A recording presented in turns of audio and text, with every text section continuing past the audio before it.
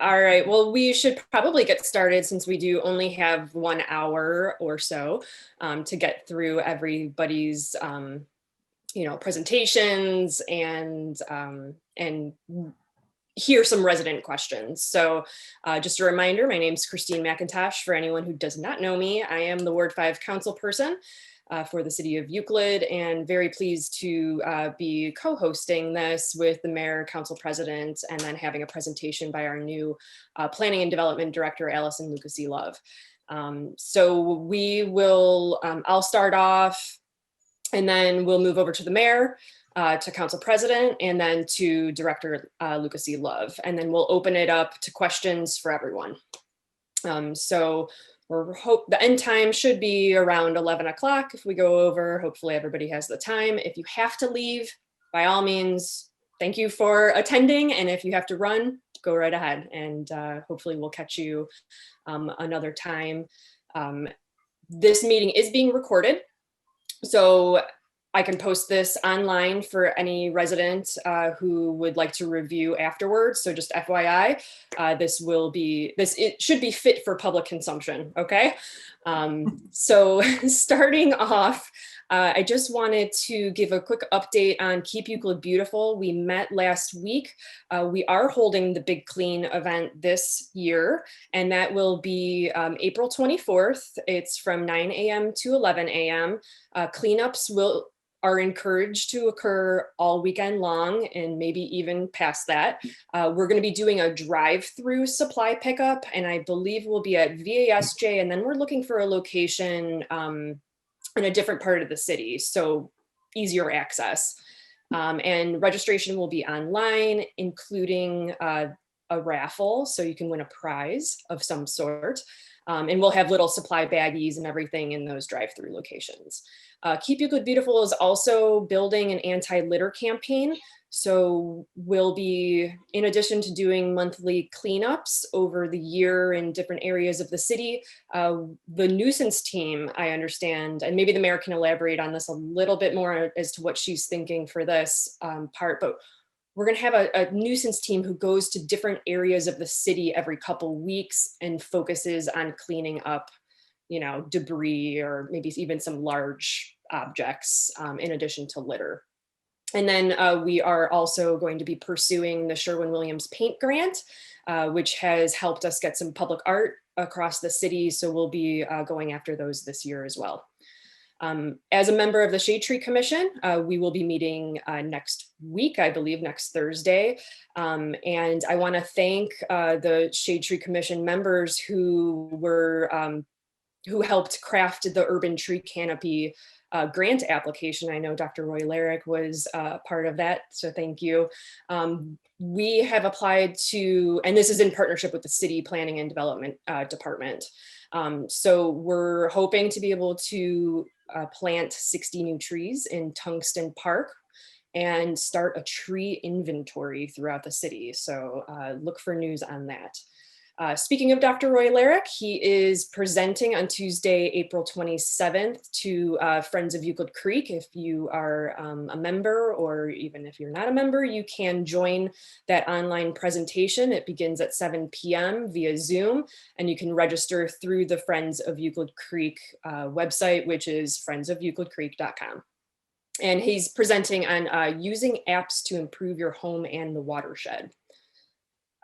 Through our partnership with Power a Clean Future Ohio, which we did last year, we committed to reducing our carbon emissions by 30% by 2030. We will be moving forward with LED streetlight replacements along Lakeshore Boulevard, Euclid Avenue, and then our segment of East 185th Street. So that process will probably take quite some time, over the summer, maybe even beyond, but it should be a noticeable difference and save energy, and in the long run, save money. So we're really looking forward to that. On Monday's council meeting agenda, there is a piece regarding downtown Euclid improvements to Lakeshore Boulevard. So you might remember a few years ago, we did a pop-up parkway, temporary roadway installation where we had created this, kind of a friendlier, more walkable feeling to the downtown. We added a crosswalk at 219th. There were kind of faux planted medians in the road.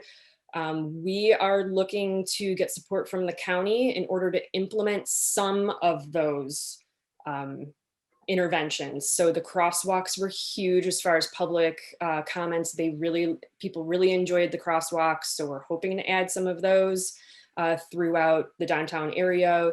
So from, say, Sims Park to like 218th.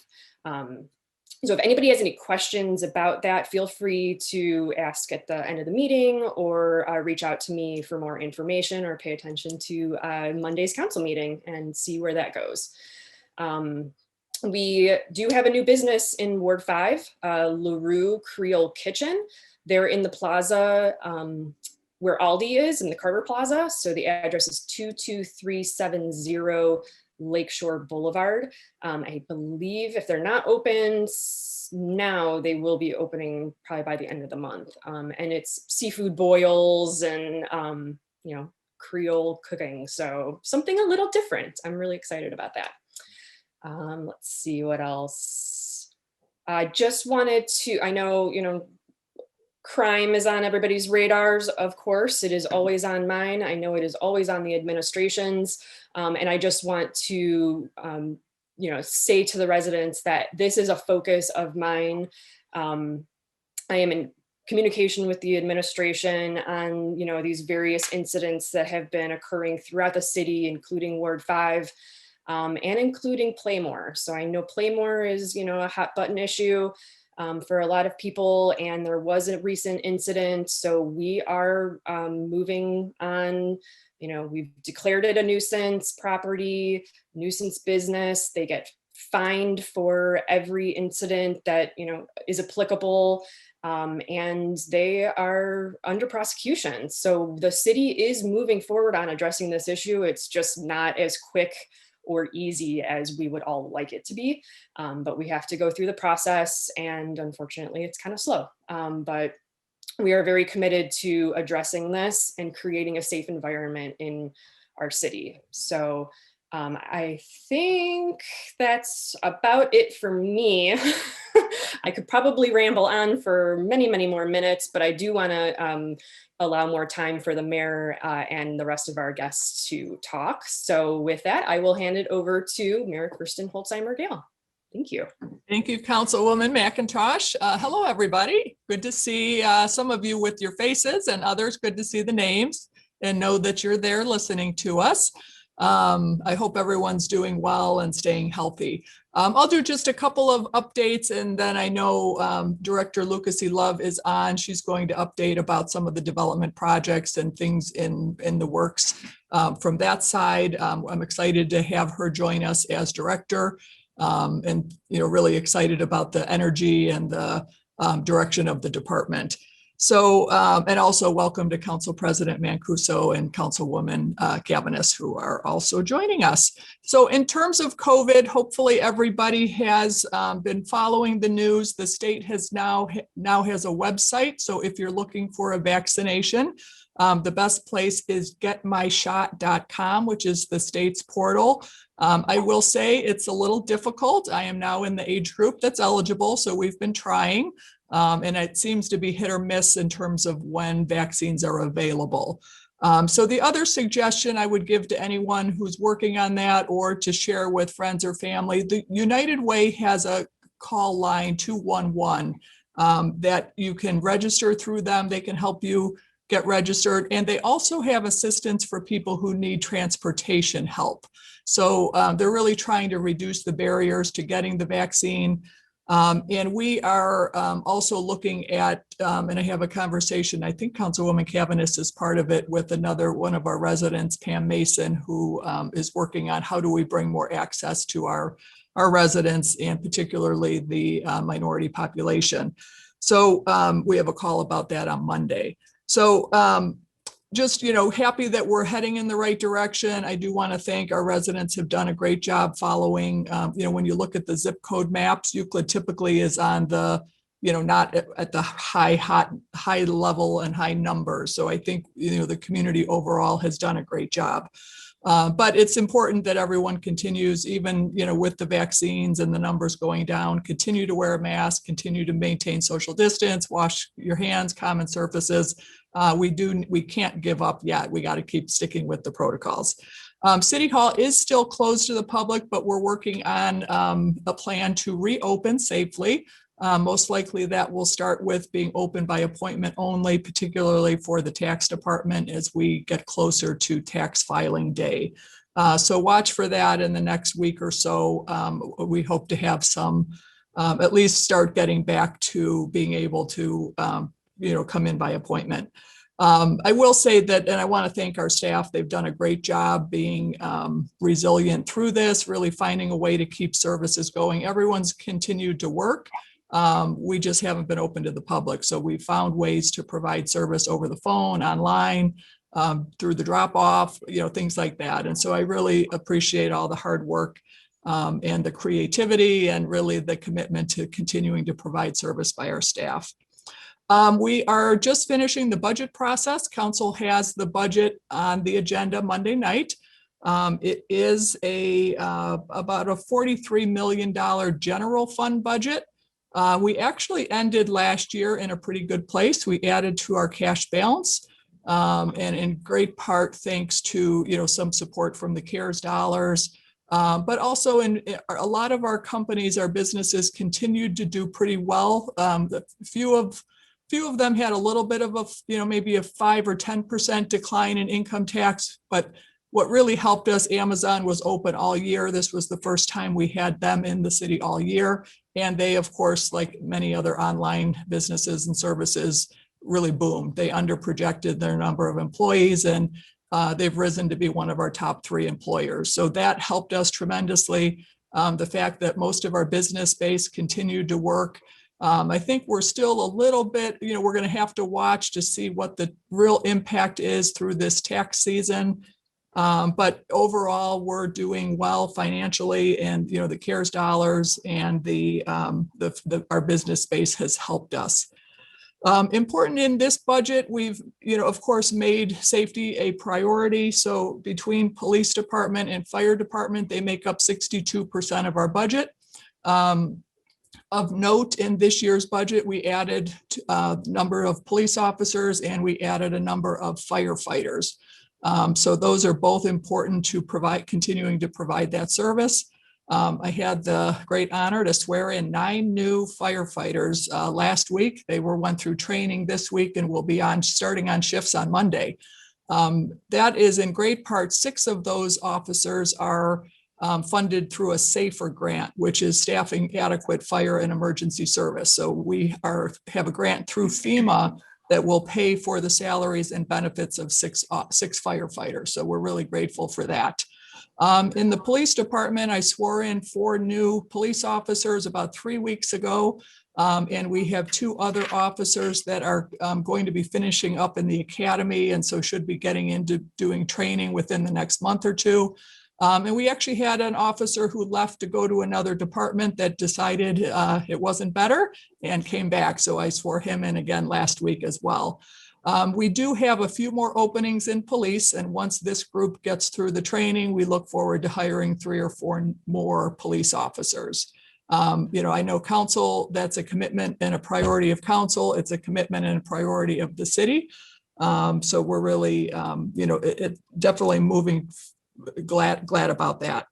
The kind of the big news, I guess, or the exciting thing about this budget is we actually have some capital money to do some things with. So, those of you who have watched over the last couple of years know we've really been limited in our capital funding. So I'm thrilled to say, what the plan that's been presented to council, we're able to do road resurfacing this year to the tune of about $3 million. We have not done road, this is the side streets and, the roads that you all drive on every day. So we have slated to do $3 million of road resurfacing. That's in addition to, we have some larger streets coming up in the future. We had hoped Euclid Avenue is slated to be repaved. We had hoped that would be this year. But unfortunately, the Ohio Department of Transportation, or ODOT, is in charge of that project, and they've pushed all their projects back because of COVID. So many of the projects they had in the pipeline in 2020 have been pushed to this year, which meant they pushed everything else back. So as of right now, Euclid Avenue from border to border will be redone in 2022, and 185th Street, the whole thing is also slated to be done starting in 2022. Down the road, 200th Street is on, I think, for 2024. So we have some other projects happening in addition to the $3 million of resurfacing we have proposed. There's 7 water line projects, and those are funded through Cleveland Water. And then we follow up with some funding for our portion and then try to do those roads resurfaced as well. We have some funding that we were provided from a workers' comp rebate. So we decided to dedicate that to capital. And so we have some capital funds in place that we really want to focus on quality of life and our amenities and assets that our residents enjoy. So some improvements at the golf course, some improvements to our parks. We're working on a plan to redo Willow Park, Hero Park, and Memorial Park playground equipments. We have some funding set aside to do building improvements of our public buildings, some vehicle upgrades. Councilwoman McIntosh mentioned the LED street light dash cams for the police department, and some things like that. So we also, through other funds, have funds for Shore to do the windows, funds for the senior center to do the windows there, an electronic reader board on Euclid Avenue, the Grand Boulevard wall on Euclid Avenue. And then in the recreation capital fund, some upgrades to our baseball fields, to the ice rink, to the pool, golf course, and some other things. So, we've luckily had the ability to get 4 new police cars just at the end of 2020 through the general fund. We used some CARES dollars to get a new ambulance.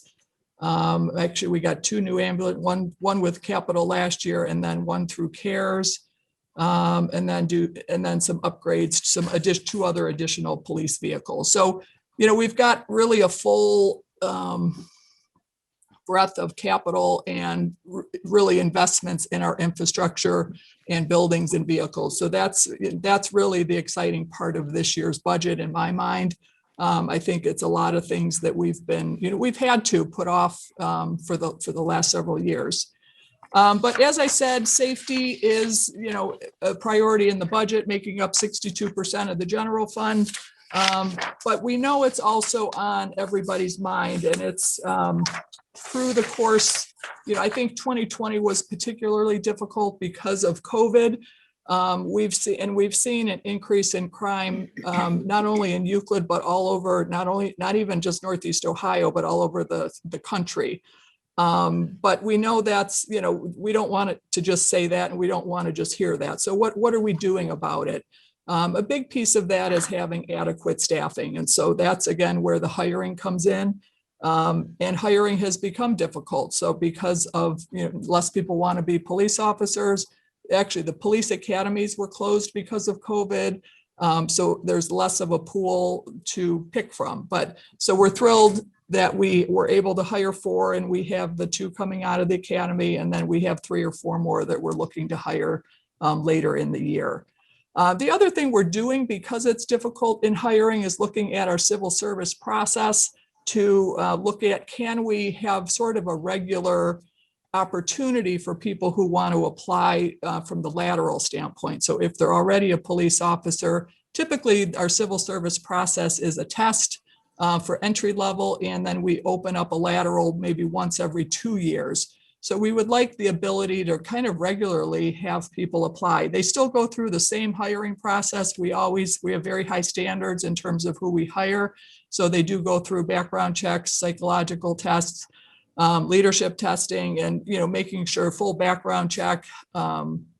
They still go through that whole process, but we want to make sure we have the ability to hire the best and hire a police force that represents our community. And so we've had luck doing that in some different ways, and are looking at expanding and kind of trying to be a little bit creative in how we do that.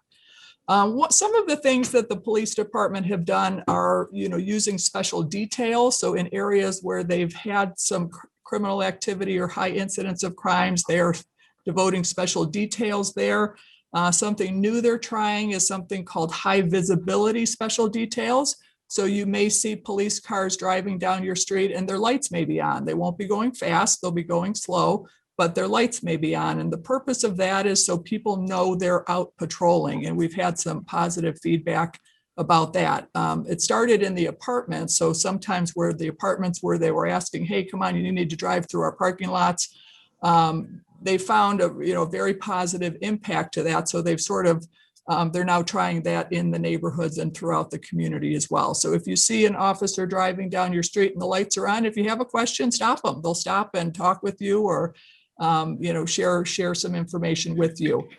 After an incident happens, they've been utilizing what they're calling kind of a knock and talk. So, after an incident, you may, if it happens to be on your street, and we hope it isn't, you may find the next day that the police are out in your neighborhood knocking, to talk to residents, letting them know what happened, letting them know, looking for information if there is any, and just, making sure they're reaching out to the community.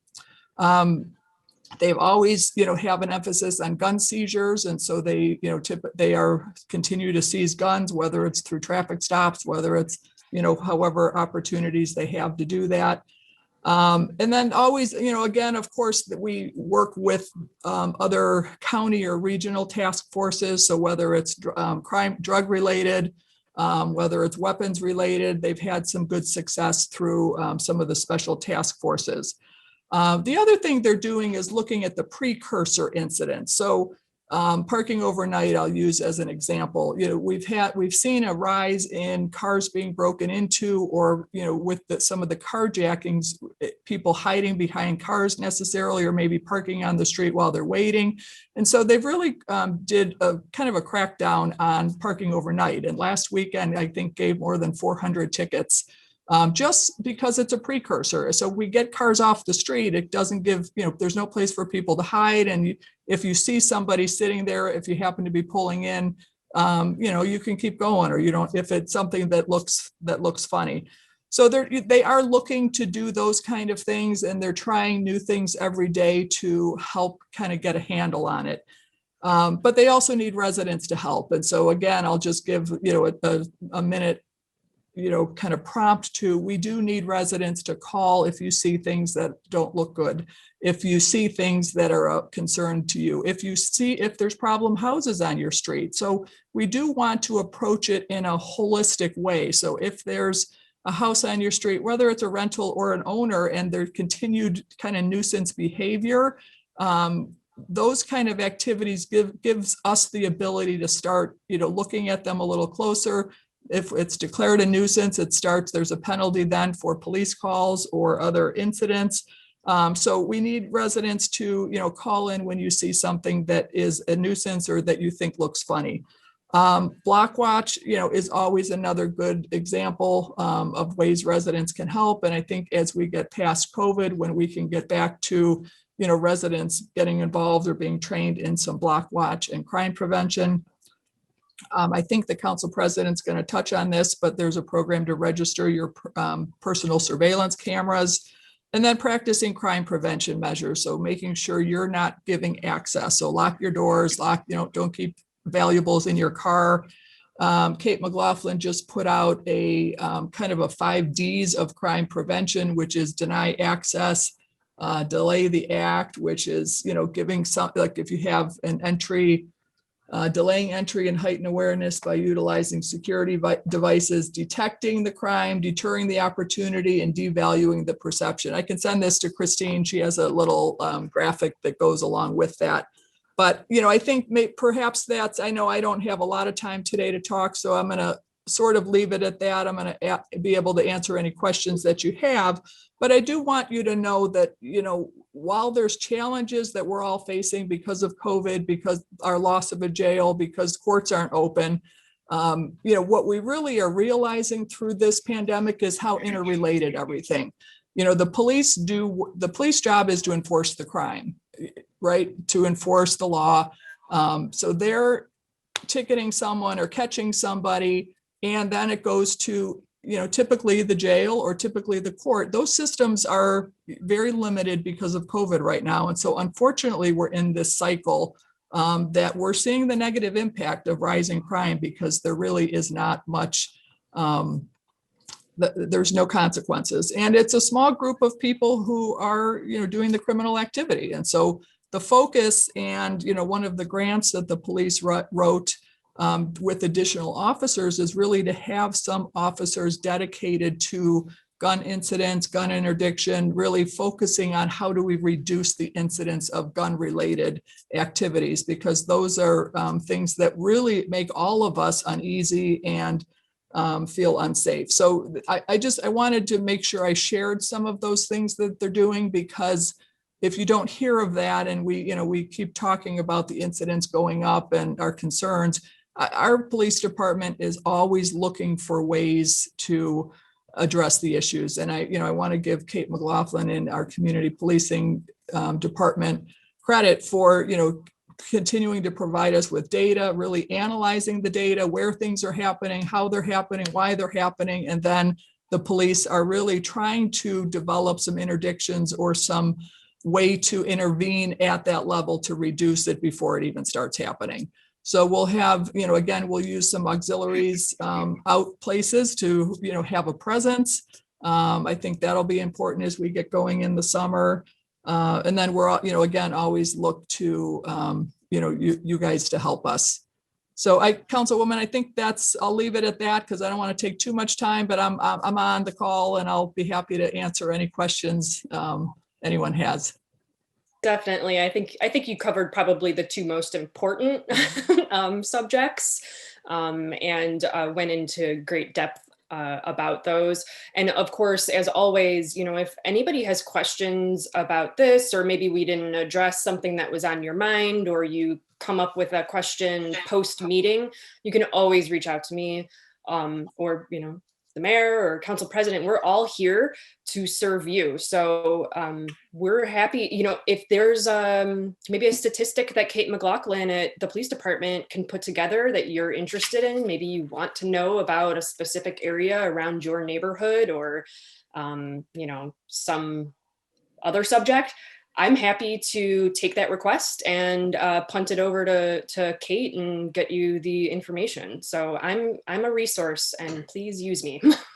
Okay, so I will move. If I could just jump in, yeah. I know just the other day, I think Kate and Joel Barron, who's one of the sergeants in the community policing, I think they did a Zoom with Ward 4 about it. There were some concerns, an incident or a neighborhood addressed. I think they were able pretty quickly to pull a Zoom together and give people, answer some questions and give people some information. So that's always available as well. Definitely. And my thought for our next meeting would be to have perhaps Kate or Sergeant Barron or Captain Cutright or someone to speak about what they're doing and what they're facing and how they might be able to help our residents. So look for that in the future. Okay. I will move on to Council President Mancuso. Thank you, Dare. To touch on what the mayor was talking about as far as safety, I don't know how many of you saw it in the Observer last month, but we are reinstating the ability for any resident who has a security camera that actually records to now have that camera registered so that the Euclid police can use it. They're the only ones that will see the registration, but you can register your camera. It does not permit them to just take your footage. What it does do is tell them where they can go if there's an incident in your area where people have video of whatever is going on around their home or around their property. If you didn't see it, you can go to the Euclid police website and there's a link to take you right to. The application is very simple. If I can do it, you can do it.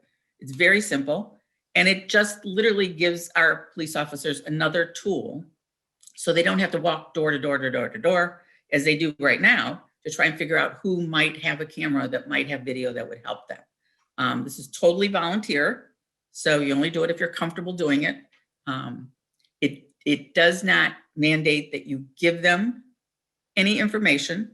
But if you're willing and they ask you, this gives them another source to see some things that perhaps they didn't see when the incident was occurring. So you can go to the, again, the police website, or you can call community policing, which is Kate, at 216-289-8449, and she will walk you through this. It's really very easy to do. And I think as residents, it's one of the things we can do to kind of help them along in a very, very busy city.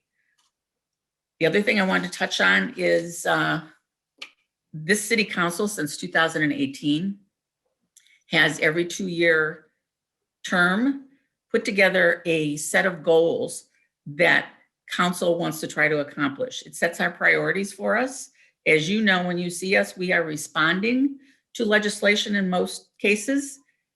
This is a more proactive way for this council to kind of get its head around what it believes are some priorities to work on in a 2-year block of time. We did start a concerted effort for our goals in 2020 with COVID, which was very unusual. But we have now done an update, at least for year 1, of where we're at on each of those goals. Those will be printed in the Observer in the April issue.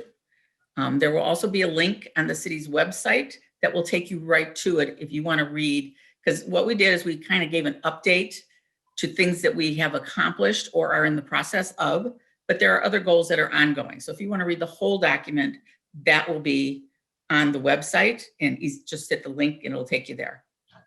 So if there are any questions about that, by all means, please contact us. You can contact me. You can contact Councilwoman. Knowing all of these goals and the success this council has had in being proactive is because this council makes a concerted effort to work with this administration. Nothing happens unless you have both the administrative and the legislative components of your government able to go down the road together. We don't have to agree all the time, but we do have to do something constructive. And I think that's been our success at this point, is that the people who are working on this are committed to doing things that are constructive and positive for the city. So that's our community, our council goals. The other thing I wanted to say, just for about 30 seconds, since we've had some nice weather, I've had probably 8 phone calls and about 3 emails from people who are using the trail, wanting to know how are we protecting the trail. Last year, the summer last year, we actually met with our police officers, and Officer Cutright is in charge of this. There are patrols that go on, and they're not set in stone as of what time. So they are there at various times to literally walk the boardwalk, walk the pier, see what's going on, be there at sunset, however, whatever time sunset is there, just to walk so that there is a physical presence. And it's astounding how it has decreased the number of complaints that the police department is getting. The mere presence of an officer, just walking, just saying hello, really does cut down. And I know a lot of my neighbors, and going up and down the trail, were very concerned because we had people at dusk sitting on the rocks. And I don't know if you've been down there after it gets dark. It is really dark. It is really dark. And if you're sitting on the rocks, you're going to end up in the water just trying to get out. So this has really helped us a great deal. That will continue. So that is a stable part of the actual building and management of the trails as we go forward. And with that, I will be quiet and be here if you have questions. Thank you, Council President. And I purposefully didn't mention the Waterfront Trail because I knew that it would definitely be a focus of Director Lucas C. Love's presentation. I was certain, and of course, Council President. So without further ado, we will pass this along to our new Planning and Development Director, Allison Lucas C. Love. Many of you probably already know her because of various projects, including the waterfront. And I believe she has a presentation to share, so we'll give her a second to share her screen. She's on top of it, and I will be quiet and let her take the reins. Thank you. Okay, great. Can everyone see my screen, the presentation? Yes. Okay, excellent. So good morning. Yes, my name is Allison Lucas-Love, and I think on this call, I know the majority of you, I've been with the city. Next week, it'll be 5 years. But I have been in the role of acting director of the Department of Planning and Development since December, and then officially the director since February. So my contact information has remained the same. So if you have my phone number, email address stored, no changes, but I did want to just share it here for anyone who didn't have it. And like everyone before me has said, always feel free to call or email with any questions or comments. So I wanted to put together this presentation because there is just a lot of stuff going on in this department. So the Department of Planning and Development has 4 divisions within it. We have a zoning division, a planning division, a community development division, and an economic development division. So in my previous role as the community projects manager, I was between the community development and planning division. One of the things under my directorship is to really streamline those specific divisions so that we can just be a little bit more and streamlined in our approach. And I think sort of more legible and understandable from the external perspective too. So as was alluded to, I definitely wanted to start with the Euclid Waterfront Improvement Update. Phase 2 west of the Central Shoreline project, which in its totality is that 3/4 mile trail, was completed in 2020. There are a few punch list items that are rolling over into the spring and summer just based on the seasonality and us wanting to monitor the improvements that were put in and ensure that they are meeting our standard. And there's warranty periods that stretch a couple of years into the future. So for those of you on the call living in the project area, it might not feel 100% done, but it's definitely getting towards that point. Earlier in 2020, in the summer of 2020, Council authorized us to enter into a contract with the same contractor who built the previous phase for the eastern phase. That is anticipated to be substantially complete by the end of 2021, and it will extend the trail down to, it's about east to 46th Street, so in between the Harbor Crest apartments and the Normandy Towers apartments. And that's city property that was acquired a couple of years ago and will become a new lakefront park. So we will have council on the council agenda this coming Monday, March 15th. A piece of legislation on there to authorize the rest of the base bid to Mark Haynes. We've, as everyone very familiar with this project has known, it's been a fundraising effort for about the past decade. And slowly but surely, we are building up the funds to be able to do this project. So in addition to authorizing the rest of the base bid, we have at council's agenda and a request to authorize one of the alternates, which is the Paddlecraft Beach, and that will be at the northern end of East 246th Street. So really the capstone of the Central Shoreline project that we've been discussing here for about a decade.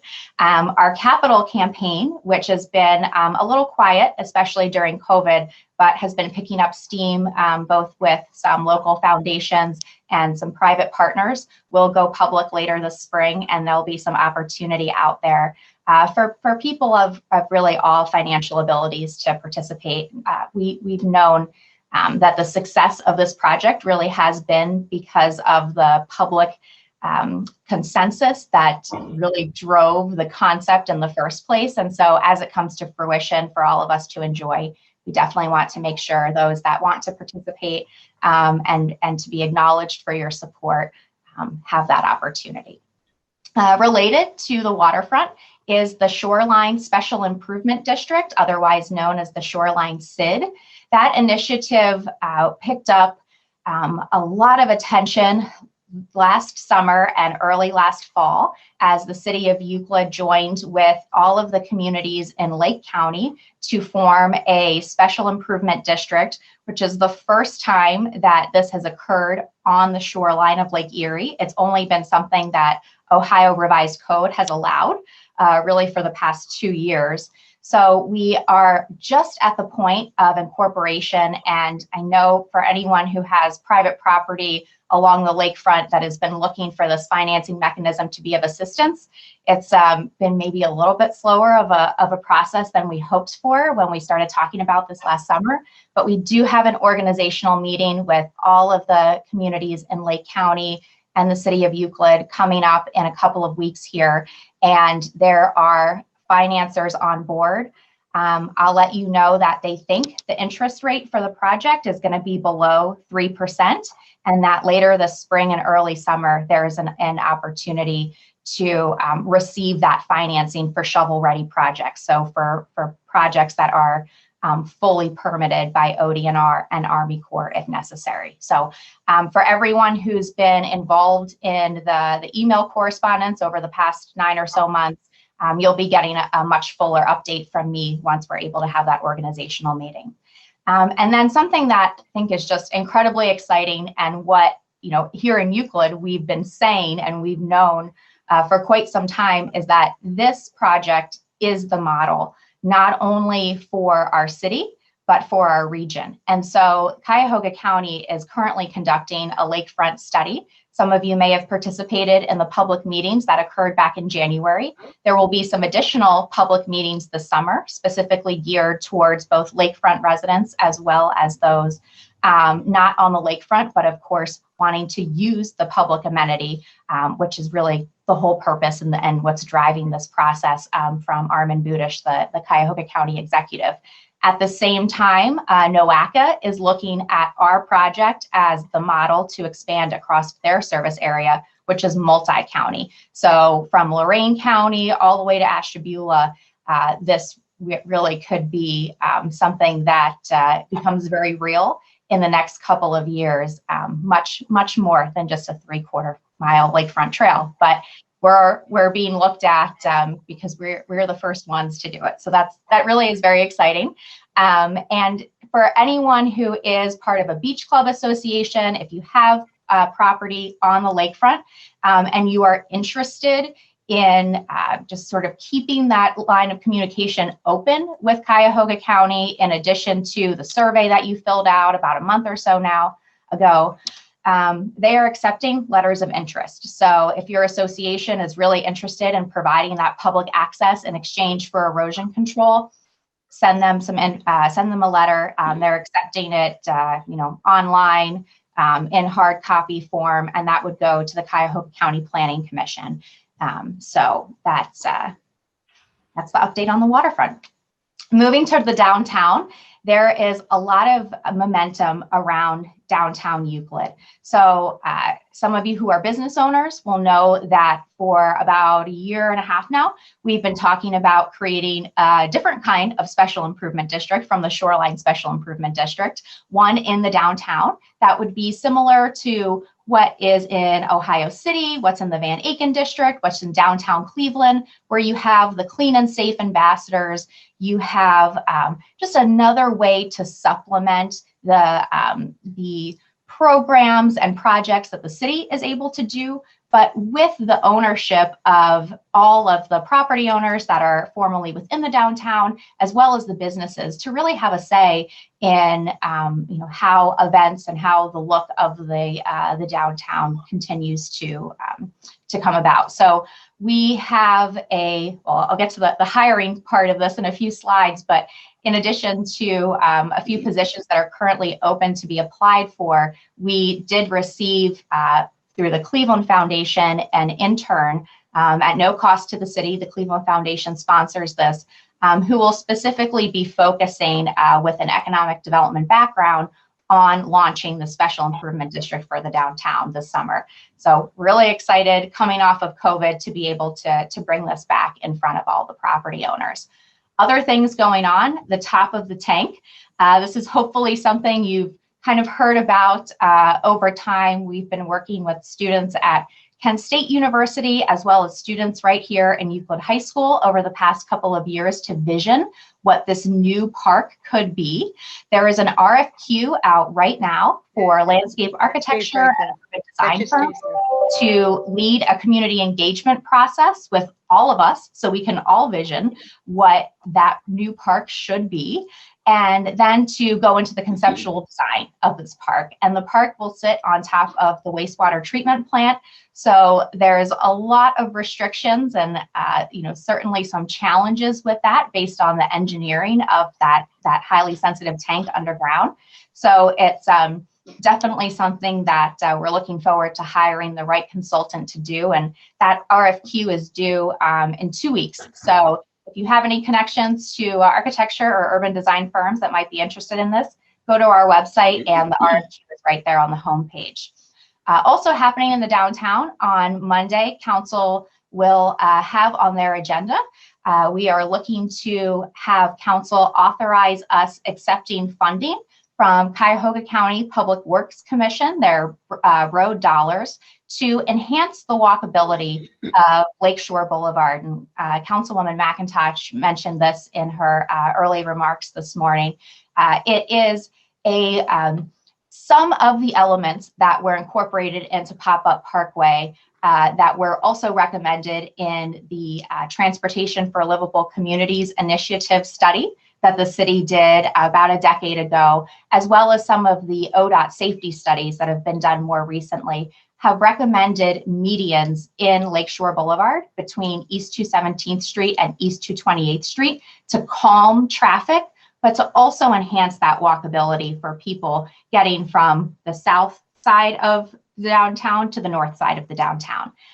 This project also will create a new dedicated gateway into Sims Park at East 228th Street. And that dedicated gateway is for pedestrians and bicyclists only. So we won't continue to have the conflict that we have right now with that one relatively narrow driveway into Sims Park that serves both motor vehicles and pedestrians and cyclists right now. There'll be a dedicated way for all of those transportation modes to get into the park.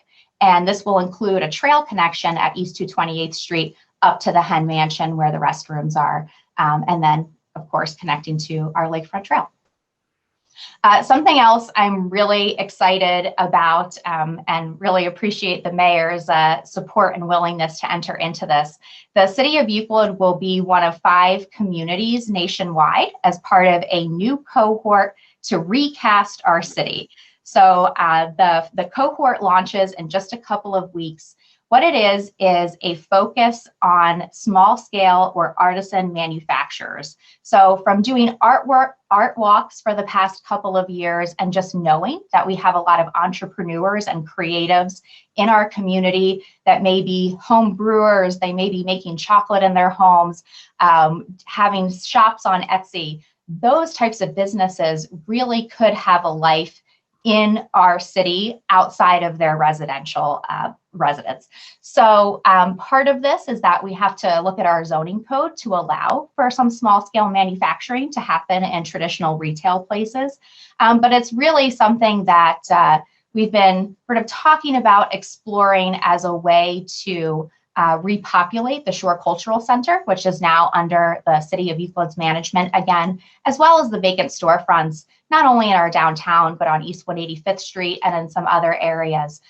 So there will be an advisory group made up of some banks and businesses and residents who are those entrepreneurial creative types. And so if you have an interest in that, if you think you fit into one of those categories, please feel free to reach out. This will be a year-long process, and we've spoken with some communities that have gone through this cohort with Alana Pruce, who used to be with Smart Growth America, which is an economic development engine, and just a really creative way to think about economic development at the sort of neighborhood level. And we've been told that she's just phenomenal and she'll give us a very actionable plan. So I hope in a year we're talking about all of the fantastic developments as a result of this partnership. Speaking of partnerships, I'm a very strong believer that the city can't do it all. We're not nimble enough. We don't have nearly enough staff to do it. but that doesn't mean that it can't happen in Euclid, because we have these incredible institutions and people that are here. And then we have this regional support network. So in my month and a half in this role, I've been really trying to bring in new opportunities. Euclid High School just finished on Monday, so it's not even a week old, building out their new Euclid welding program at the brand new high school and middle school campus here on East 222nd Street. A couple of years ago, we teamed up with those students to create some bike racks and that Euclid sign that's in Triangle Park. And we're working with them again to design and fabricate and install new gateway signage into the city. This has been something that's come up in the Euclid Avenue Council Committee, but also thinking about how many on and off ramps we have in Euclid around I-90 and just sort of fallow land along the highway. And absolutely, we want to brand the city. So this is a fantastic opportunity for us to be reaching into the future of our community. Currently, they're juniors in the welding program that are working on this one sign that may be up on East 200th Street at the I-90 off-ramp as soon as next month. So I'll be really excited to keep everyone updated on that. Another new partnership is with the Urban League. We're working with the Urban League's Minority Business Assistance Center. And through that, we are going to be hosting a virtual workshop for veteran, women, and minority-owned businesses that are in Euclid or are looking to do business in Euclid. It's a free workshop, and they offer, if you're not familiar with the organization, and this may apply to you, they offer so many resources at no cost and have the ability to provide loans and grants and business advice. So we're excited to work with them, and I think it'll be really applicable to the work that I just talked about with Recast. And so look for a save the date to that if that's applicable to you, a partnership with the Euclid Chamber and the Urban League here in Cuyahoga County. No, she doesn't. She wants to. I know I'm short on time, and there are just so many other projects that we have going on here. We have a Community Development Corporation exploration study happening right now. Wow. We received over 600 responses from, I hope, many of you on this call. There was a survey that Strategy Design Partners, our consultant with that, put out back early in the year. And it is just way more responses than that we needed to have the confidence to move forward with this, and many more than they expected. So it's really something we've been talking about for quite some time, and excited to get that underway here in 2021. We have some new renovation projects going on, new windows at Shore Cultural Center due to a grant that came from the state of Ohio that Senator Kenny Yuko really lobbied for last year. New windows at the Euclid Community Center, otherwise known as the Senior Center. Those will be going in, we anticipate, sometime this summer. New residential development is just exploding here in Euclid. Last year, we had 19 land bank properties that were sold for the purposes of new home construction, which we've not had in the past decade. The homes at Wilmore are not even included in that 17, but council recently authorized us to sell the former Benjamin Franklin School to Amato Homes. And later this spring, they will be breaking ground on 11 new single family market rate homes right on Wilmore at East 215th Street. And we are currently getting appraisals on the rest of our large parcels here in Euclid. There are many properties that the city has acquired over time for the purposes of redevelopment, and we're getting quite a lot of interest, especially the parcels on East 185th Street, and most especially the former St. Robert and Williams property, the Cody property, and those proximate to the waterfront development because of the waterfront development. So once those appraisals come back in just a couple of weeks, you'll probably see an RFQ, a request for qualifications for developers. So again, anyone in your network who's a home builder, commercial or multi-use developer, definitely have them check out our website where all of that is always hosted. Christine talked about some of the new businesses in the downtown. LaRue will be opening later this month. Bank of America and Pulp opened during COVID, specifically in the downtown. We actually had quite a few businesses open throughout the past year, which I think is a testament to the community kind of rallying around, especially local restaurants that were able to open here. As the mayor said, new playgrounds. We have initiatives all over the city to upgrade our parks and playgrounds. The Bluestone basketball courts, which is a project in the Community Development Division of my department in conjunction with the Cuyahoga County Health Department. Those 2 new courts will be going in later this spring. They should be built by June 30th, and that's been a long time priority of our rec director here, Max Stevens. So I also thank him for that support. And as the mayor mentioned, we've got a few other playgrounds that will be developed early this summer as well. East 185th Streetscape, there'll be a public meeting towards the end of April. Look for more info on that if you're interested. I know it's not in Ward 5, but a very important corridor that's split between the city of Cleveland and Euclid, and that will be under construction in 2022. Multiple Euclid Avenue projects are occurring right now. There is an electronic message board similar to the one up on Babbitt and Lakeshore Boulevard that should be finished by the middle of April. Lots of weatherization and accessibility projects. If you or one of your neighbors is in need of renovating their home to allow for enhanced mobility and accessibility, via a ramp, or are having trouble repainting your home, definitely contact our department. We receive funds from the federal government to assist with this. So this is a very important work product of the Community Development Division under my department. And there's some new literature we're putting out to make sure that those programs are really known by our residents.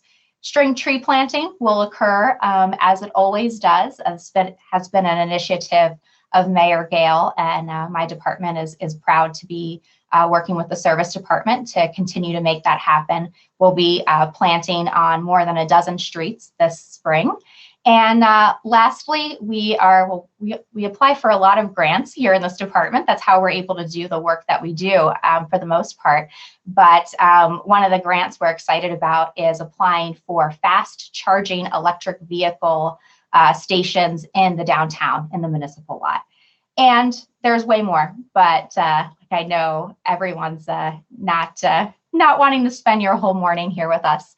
So lastly, I'll just say, and this is sort of a request of everyone here, if you know of anyone who might be a good candidate for us to interview, we are currently accepting applications for 3 different positions that will be in my department.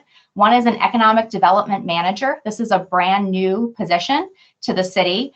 A planning manager, so pretty much taking over the role that I previously served here for the city. And then a community development special projects coordinator. So someone who would do a lot of the non-residential work that that the community development division puts out here at the city of Euclid. All of those are on the homepage of our website. So if you know anyone who would be a great candidate for working in the city of Euclid, we're accepting applications for the next week or so, and then we'll begin interviewing. And thank you so much for your time. I will stop. Did I stop sharing my screen? I think so, right? Yes, you Great. did. Well, thank you, Director Lucas C. Love. Obviously, everybody's now well aware that the department is keeping very, very busy. Allison has hit the ground running, I would say, in her new role, and there's just so much going on. It's hard to keep it contained within this 1 hour, which we just notice it is 10:59. So I want to be mindful of time. If you can stay, please do. We'll leave 10-15 minutes open for questions, if that's okay with everyone. So let's try not to talk over each other. If there's a raise hand function, so you might be able to just click the raise hand. If you're on your phone, that might be a little harder to find, or simply raise your hand and I will scan through and call on people.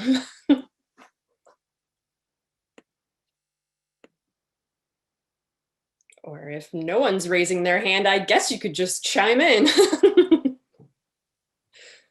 Christine, the only thing if I could add, Allison shared some of the positions we have available in planning and development. We also are looking for a number of part-time or full-time seasonal, and I think a couple of part-time seasonal, both in our service department as well as in our nuisance department. So if you know people looking for summer positions, if you know people, looking to get into the city, sometimes these positions are good entryways. So, and important, the nuisance team does a lot of work in terms of litter pickup and cutting grass, the grass that people don't cut themselves, and just kind of special things that help make the city look better. So I just want to share that as well. And the website's a great resource for any of the open positions. Thank you for that, Mayor. It's always good to know when there's job opportunities in your own community. And we do have one raised hand. I believe Renee has a question. Feel free to speak when you're ready.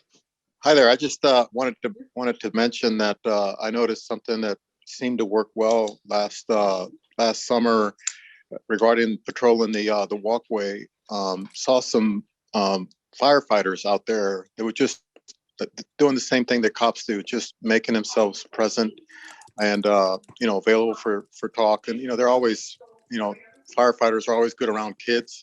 Kids are attracted to firefighters. So I would recommend, just every now and then have them go out there and on their breaks or whatever, get some fresh air. Thank you.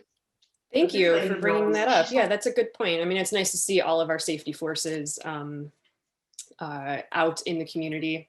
See, my furry friend has joined our meeting. Sorry about that.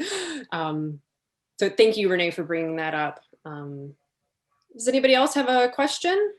Oh, Maria. Of course I do. Yeah, of course. Actually, it's not a question.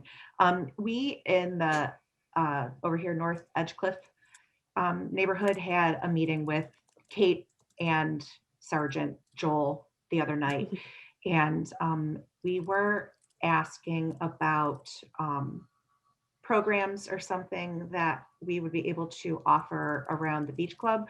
Like there's a self-defense class, and I know that Ann Brown was familiar with it and a couple other people.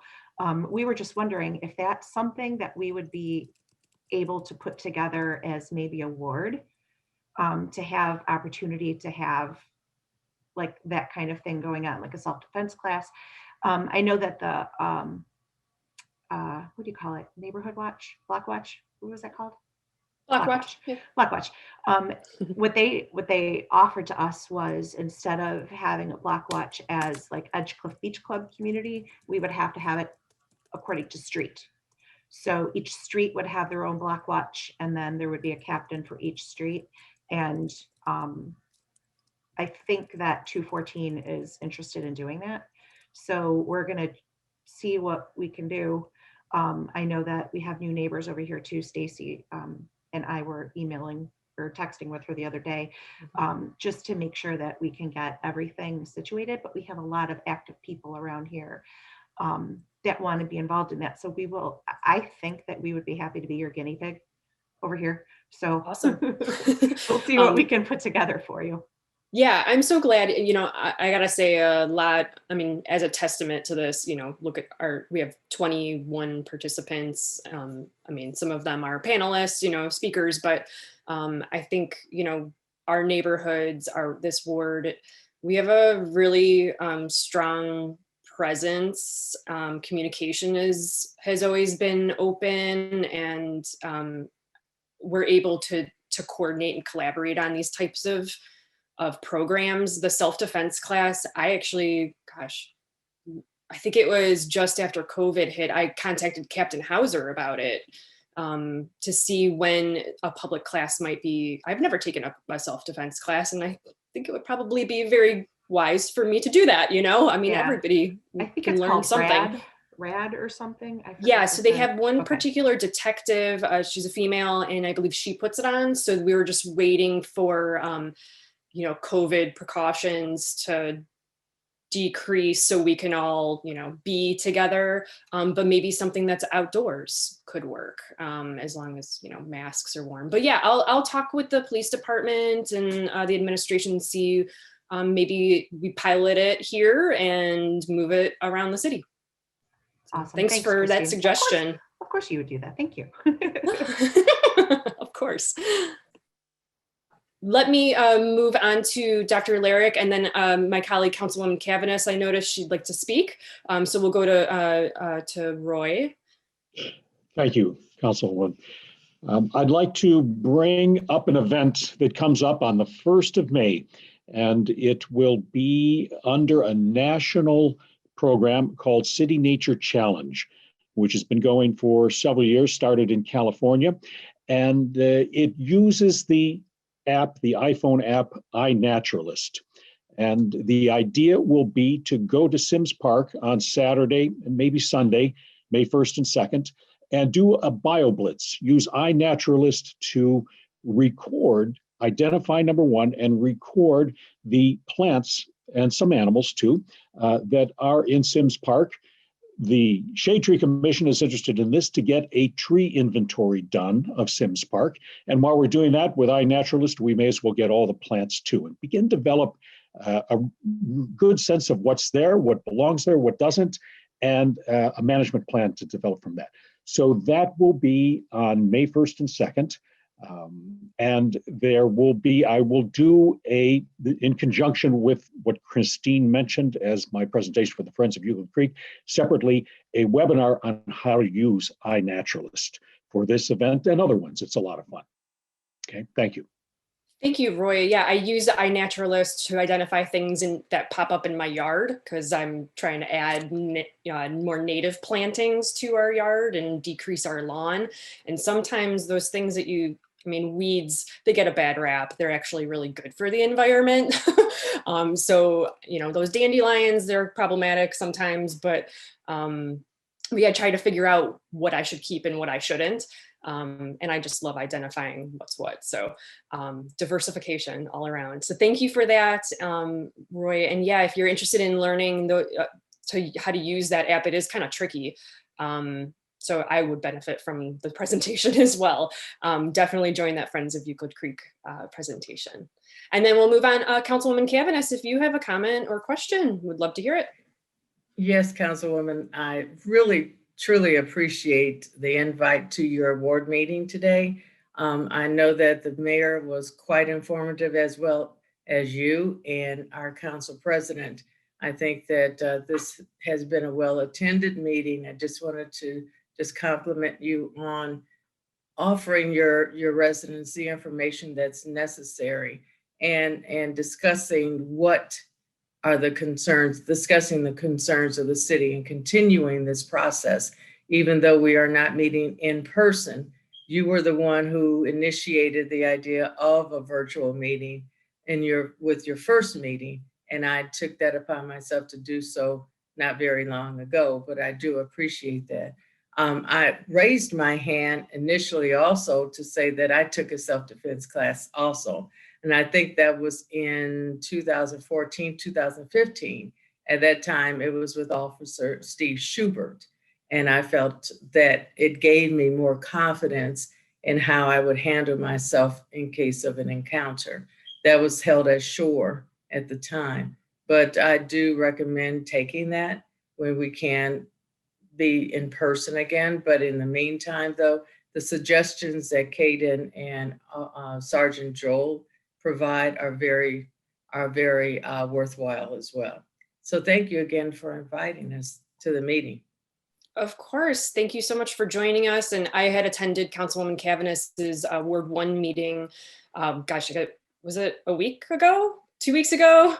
And it was great because you're not always exposed to other residents throughout the city. So it gives you an opportunity to hear their concerns, contrast that, or compare to, what your own residents are saying, and just get a better feel for the communities at large. Right. So it's really nice. I'm sorry, I would like to thank Director Lucas E. Love as well. She is so well organized. She does such a fantastic job for the city. Indeed. And to hear the presentation for the lakefront and everything was quite informative as well. Thank you. Thank you very much for your comments. Anybody else have any questions or comments, or can have another 5 minutes or so and then we can wrap up? There's so much stuff that we can't necessarily address here. So, if something pops up, just shoot me a message or give me a call. Maybe everybody needs more coffee. I do. Okay. All right. Well, go ahead, Roy. I want to bring up a couple of topics. One is that very pleased to see the big clean going on this year. It seems we have more plastic bags, especially, blowing around town this year than before. It's probably COVID related. Who knows? But it will be good to get some of those cleaned up during the big clean and then with the nuisance coming up. And I want to bring up a topic, and it's going to be a sore one, I think, but also this winter, we around my part of town are plagued with feral cats. And I wonder if anybody else perceives this as a problem. Some people love cats, other people don't. I'm kind of in the middle, but you know, the cats are now like the deer, it seems, that they are an urban species, an urban adapted species. And as the snow melts, I see bird feathers every place. And I wonder, it's got to be the cats who are getting the birds. I'd rather have the birds than the cats. Does anybody perceive this as a problem? So it's interesting. Yeah. And thank you for bringing it up. I know I've had other neighbors, somewhat adjacent to your neighborhood, Roy, over in like Williams, Roger. There was one particular home and resident who was feeding them, so it became a real problem. So my go-to is always the animal control officer, Ann Mills. So I mean, I can reach out to her and let her know that like Lukehart, I'm assuming probably Lake Edge, Lukehart, 238, you know, around there is probably the area. Plus they're getting some good food over by the lake, you know, all those fish coming up.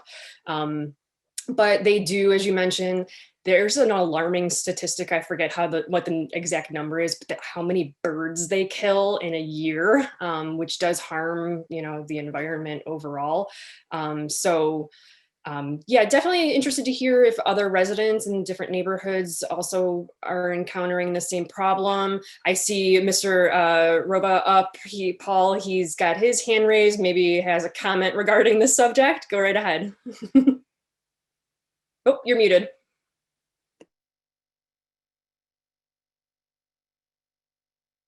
There we go. Yeah, Ray, I know we live right adjacent to your property, and I want to thank everyone from the city, all the representatives for the meeting today. We really appreciate it. It's great to get this information and do it in an easy manner where you're at the comfort of your own home. As far as the cats, the feral cats, I know a few of our neighbors here feed the cats. They create warming shelters for them in the winter, and then they also have them captured and they have them neutered or spayed in the spring. So that's one of the things that goes on Lukehart Drive. So just so you can be aware of it, because I know, Ray, I've seen the multitude of cats. There's a hole in my fence that they use to cross over to your yard. So they're pretty, there's probably 4 or 5 of them at this point in time. But just so you know that someone here is actually trying to take care of them and manage it in a humane way with spaying and neutering. That's really great to know, because, you know, trap and release programs can be fairly complicated to put together if you don't have somebody who's dedicated to that. It would be, I mean, the animal control does do a little bit of it. Well, then they take the kittens or cats when they're able to and put them in the shelter for adoption. But they don't necessarily go through the whole process where they release them back into the wild or our environment. So yeah, it's same thing with the deer. You know, we see a lot of deer because people like them and they feed them, and then that increases. So no different with our little furry felines. So we have a few over in my neighborhood, but I think they're actually my neighbor's cats and they're just outdoors. See them chasing each other every so often, but yes, Councilwoman Cavanis, comment? May I add, since you're on the feral cats, I did have a meeting a while back with Jeff Westerfield, who's the Assistant Wildlife Management Supervisor. He did address that issue. He did state that he welcomed anyone to call him to address the issue in their area. So if you would like, I could provide you with the phone number. I could do it now because I have it on Yeah. my screen right now. That'd be on my great. Thank you. phone. His work number, his last name is Westerfield, Westerfield, and his work number is 330-644-2293. His email address is Jeffrey, GEOFFREY .Westerfield@dnr.ohio. So that is something that I think .ohio.org, if I'm not mistaken. I'm looking at it now. And that he will be able to answer some of the questions as to how you can control the feral cats.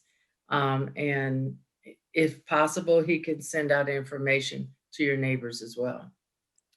Thank you for bringing up that resource. I recall him mentioning feral cats in some of our deer meetings, Yeah. but yeah, that slipped off my radar right now. So yeah, definitely use state resources as well. I know for deer control, he usually recommends doing what he calls a peanut butter fence, which includes like a low voltage electric charge that kind of shocks the animal, and then they're like, oh, I don't want to be here anymore, and they move on. Or doing like loud like tin can kind of not traps, but like throw tin cans up, or noisemakers, things like that will move them aside. But it's definitely a challenge if people are feeding them. Same with cats. So but yeah, happy to share that resource. I'll be doing a recap of this meeting, like a summary, and putting it in the Observer. And then we will have the video, as you know, it's being recorded. We'll post that online so everybody can revisit all of this information at their leisure. Being mindful of time, it is 11:17. So you can say if there's another question, we can take one. If not, we can say our thanks and move on with the sunny day.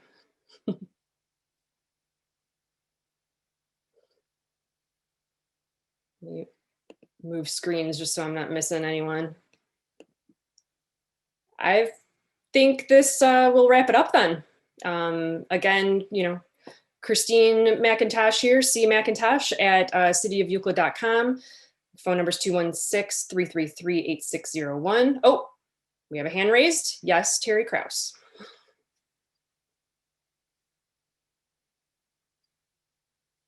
Oh, I think you're muted.